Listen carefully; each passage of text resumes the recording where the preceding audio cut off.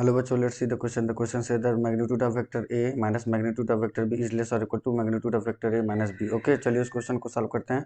हम लोग लिखेंगे अपना की कॉन्सेप्ट.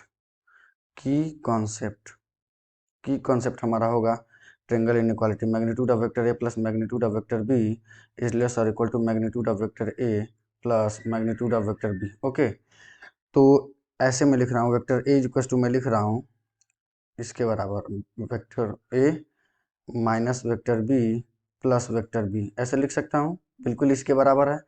अब मैं इसको और इसको ग्रुप कर दे रहा हूँ और इस पर ट्रायंगल इनइक्वालिटी लगा दे रहा हूँ. ठीक है, तो ये ट्रायंगल इनइक्वालिटी लगाऊंगा तो ये हो जाएगा magnitude of vector A minus magnitude of vector B plus magnitude of vector B. Okay, तो हमारे पास मिल गया magnitude of vector A is less और equal to magnitude of vector A minus B. Okay, plus magnitude of vector B.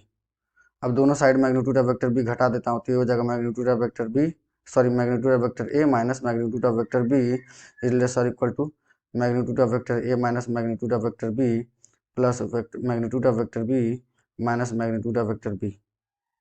ठीक है, तो ये हो जाएगा magnitude of vector A minus magnitude of vector B is less और equal to magnitude of vector A minus B. Okay बच्चों, तो हम लोगों ने क्या किया, प्रूफ कर दिया. I hope you will understand. Best of luck. Thank you.